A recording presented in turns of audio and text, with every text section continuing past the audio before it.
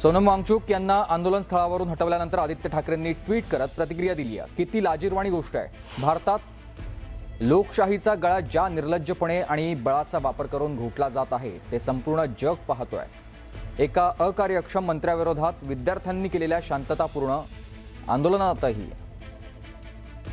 आंदोलनांनाही आता परवानगी दिली जात नाहीये असं ट्विट आदित्य ठाकरे यांनी केलेलं आहे।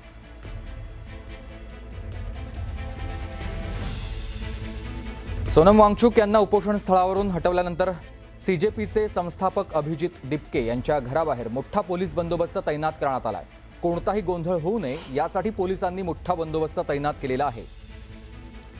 एका बाजूला सोनम वांगचुक यांना रुग्णालयात दाखल करण्यात आलंय। पोलिसांनी मोठा फौजफाटाने तिथल्या सगळ्या कार्यकर्त्यांना बाजूला करत सोनम वांगचुक यांना थेट रुग्णालयात दाखल केले, तर दुसऱ्या बाजूला सीजेपी या सगळ्या ज्याची सुरुवात ज्या सगळ्यामुळे झाली होती त्या दिपके यांच्या घराच्या बाहेर देखील पोलिसांनी मोठा बंदोबस्त तैनात केलेला आपण पाहतोय।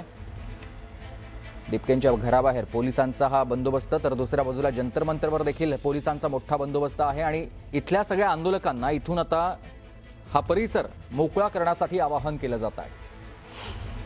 नीट परीक्षेत झालेल्या गोंधळानंतर शिक्षण मंत्री धर्मेंद्र प्रधान यांच्या राजीनाम्याच्या मागणीसाठी सोनम वांगचुक हे उपोषण करतात। या सोनम वांगचुक यांना पोलिसांनी आंदोलन स्थळावरून आता जबरदस्तीने हटवलंय। पोलिसांनी वांगचुक यांना जबरदस्तीने रुग्णालयात नेलेलं आहे।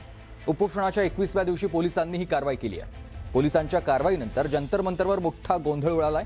जंतर मंतरवर पोलीस मोठ्या संख्येने तैनात करण्यात आलेले आहेत। राजू शेट्टी आपल्यासोबत थेट जोडले गेले शेतकरी नेते। शेट्टी जी आपण पाहतोय गेल्या काही दिवसांपासून 21 दिवसांपासून खरं तर हे उपोषण सुरू होतं, मात्र कोणतीही चर्चा त्यांच्याशी न करता आज पोलिसांनी अचानक येऊन सोनम वांगचुक यांना रुग्णालयात नेलंय। त्यांच्यावर तिथे उपचार केले जातील असं सांगितलं जात आहे, तर दुसऱ्या बाजूला आंदोलकांना जंतर मंतर खाली करण्याचं आवाहन देखील केलं जात आहे। कसं पाहता या घटनेकडे? सरकारच्या बेशरमपणाचा कळस झालेला आहे।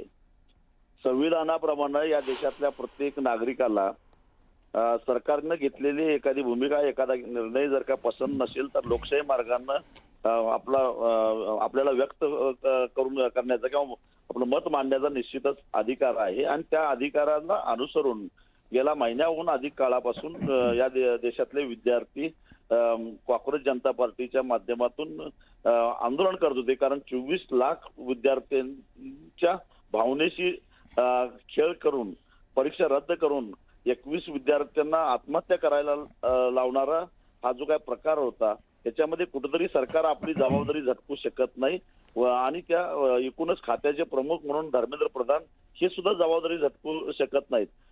कारण भारतीय जनता पक्षाचं गेल्या 12-13 वर्षापासून जरी सरकार देशामध्ये असलं तर यापूर्वी विरोधी पक्षात असताना अशा प्रकारचे काही घटना घडल्या तर याच भारतीय जनता पक्षाच्या नेत्यांनी प्रचंड आंदोलन केलेली होती। अनेक मंत्र्यांना त्यांच्या आंदोलनाच्या दबावापुढे झुकून राजीनामे द्यावे लागलेले होते, मुख्यमंत्र्यांना राजीनामे द्यावे लागलेले होते आणि मग विरोधी पक्षात असताना त्यांनी जे केलेलं होतं त्याची आठवण ठेवून खरं तर आज जनतेचा क्षोभ आहे। संपूर्ण देशातून अनेक सेलिब्रिटी सुद्धा सोनम वांगचुक यांच्या उपोषणाला पाठिंबा देत असताना आय सपोर्ट सोनम वांगचुक अशा प्रकारचं कॅम्पेनिंग होत असताना ज्या पद्धतीनं महिला कुस्तीगीरांच्या लैंगिक शोषणाच्या विरोधात चालवलेलं आंदोलन जे पोलिसांचा वापर करून दबाव तंत्राच्या माध्यमातून त्या खेळाडूंना तिथून हटवलं गेलं, त्यांच्यावर अत्याचार केला गेला आणि त्यांचं आंदोलन मोडून काढलं, तशीच कार्यपद्धती या आंदोलनाच्या बाबतीत राबवण्याचा प्रयत्न करतोय। खरं तर सुप्रीम कोर्टाच्या आदेशावरनं आपण ही कारवाई करतोय असं जरी बनाव सरकारने केलेला असला तर सुप्रीम कोर्टामध्ये सुद्धा यांचाच कोणतरी एक पित्ता गेलेला असला पाहिजे आणि मला न्याय व्यवस्थेबद्दल सुद्धा आश्चर्य वाटतं की न्यायालयानं हे आंदोलन का करतंय याचा सरकारने विचार केला पाहिजे। अशा प्रकारची टिप्पणी न करता त्यांची काळजी घ्या असा मानभावी सल्ला दिला, म्हणजे एक प्रकारे अप्रत्यक्षरित्या त्यांना ताब्यात घ्या, जबरदस्तीने दवाखान्यामध्ये ऍडमिट करा आणि त्यांचं आंदोलन मोडून काढा, म्हणजे न्याय व्यवस्था सुद्धा आता राज्यकर्त्यांची बट्टीक झालेली आहे असं म्हणावं लागेल। आणि अशा पद्धतीनं आज गेल्या 20 दिवसामध्ये सरकारनं सोनम वांगचुक किंवा त्यांच्यावर आंदोलन करणाऱ्या विद्यार्थ्यांशी संपर्क साधला का? पुन्हा भविष्यामध्ये अशा प्रकारे पेपरफुटीचे प्रकार होऊ नयेत म्हणून सरकारनं काय उपाययोजना केलेल्या आहेत किंवा आतापर्यंत पेपरफुटीला जबाबदार असणारे किंवा ज्या 21 विद्यार्थ्यांच्या आत्महत्येला जबाबदार असणारे जे कोणी आरोपी आहेत त्यांच्यावर काय कारवाई केली आहे आणि पुढे काय करणार आहोत या संदर्भामध्ये जर का आंदोलन करणाऱ्यांना विश्वासात घेऊन त्यांच्याशी संवाद साधला असता तर ही वेळ आली नसती. परंतु नाही, आम्ही करतोय ते बरोबरच आहे, आम्हाला कोणी विचारायचं नाही, अशी भूमिका जे काय सरकार घेतं आणि आम्ही सर्व सत्ताधीश आहोत, आम्हाला कोणी प्रश्न विचारायचे नाहीत, अशी जी भूमिका घेतोय आणि आंदोलन करणाऱ्यांचं आंदोलन आम्ही मोडून काढतो अशी जर भूमिका असेल तर या देशामध्ये निश्चितच उद्रेक झाल्याशिवाय राहणार नाही. सरकारनं एवढंच ध्यानात ठेवावं की नेपाळ असेल, श्रीलंका असेल, बांगलादेश असेल, या देशामध्ये विद्यार्थ्यांचा उद्रेक कसा झाला, तरुणांचा उद्रेक कसा झाला याचा बोध घ्या, नाहीतर ही वेळ भारतामध्ये यायला वेळ लागणार नाही.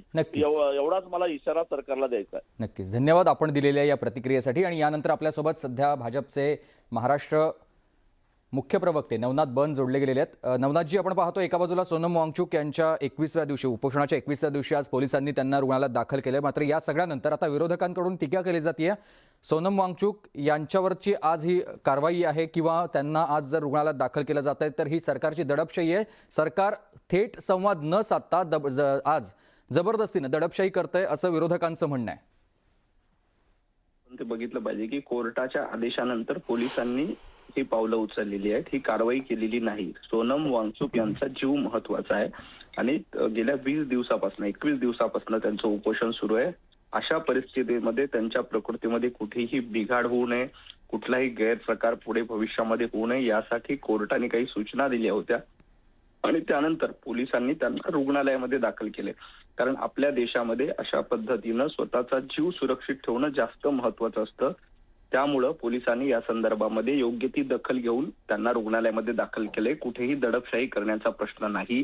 राहिला प्रश्न नीटचा, तर नीट पेपरफुटी प्रकरणी जे कोणी आरोपी आहेत त्या सगळ्यांना अटक केली आहे, त्यांची चौकशी सुरू आहे. सीबीआयने त्यांना ताब्यात घेतलंय.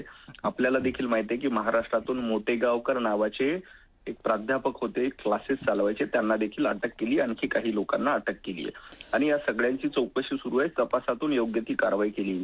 त्याच्यानंतर पुन्हा नीटची परीक्षा अतिशय सुरळीत झाली, कुठलाही गैरप्रकार पुन्हा घडलेला नाही. त्यामुळे सरकारने देखील नीटचं प्रकरण अतिशय व्यवस्थित हाताळलेलं आहे. काल आपण बघताय की आंदोलनामध्ये कोण कोण होते. अरविंद केजरीवाल तिथे गेले होते, सुप्रियाताई सुळे तिथे गेल्या होत्या. त्यामुळं अशा पद्धतीचा एक राजकीय फायदा उठवण्याचा प्रयत्न देखील काही लोकांकडनं निश्चितपणे केला जातोय. हे देखील आपण बघितलं पाहिजे. हे आंदोलन आहे का राजकीय आंदोलन आहे, हे उपोषण आहे का राजकीय उपोषण आहे, हे राजकीय हत्यार आहे, याचा देखील तपास होणं गरजेचं आहे. आणि पोलिसांनी कोर्टाच्या सूचनेनुसार आज जी कारवाई केली ती अतिशय योग्य आहे, त्याच्यामध्ये काही चुकीचं नाही. पण नवनाथजी, सगळ्यात महत्त्वाचं म्हणजे थोड्या वेळापूर्वी अंधाऱ्यांची आम्ही प्रतिक्रिया घेतलेली होती. अंधाऱ्यांचं म्हणणं होतं की पुढच्या 1-2 दिवसामध्ये एक मार्च भव्य काढला जाणार होता, तिथे मोठ्या संख्येनं सगळेच नेते एकत्र येणार होते, देशभरामधले वेगवेगळ्या पक्षांचे नेते एकत्र येणार होते आणि म्हणूनच जर हे आंदोलन दडपायचं असेल तर ही कारवाई गरजेची असंच ठरवून सरकारनं हे केलं, अशी त्यांची प्रतिक्रिया किंवा त्यांची भूमिका आहे. मुळामध्ये ज्या स्वतःला काही विचारधारा नाही, ज्या 12 पक्ष फिरून आता उभाटा गटामध्ये आलेले आहेत, त्यांनी अशा पद्धतीचं वक्तव्य करणं चुकीचं आहे. त्यांना काही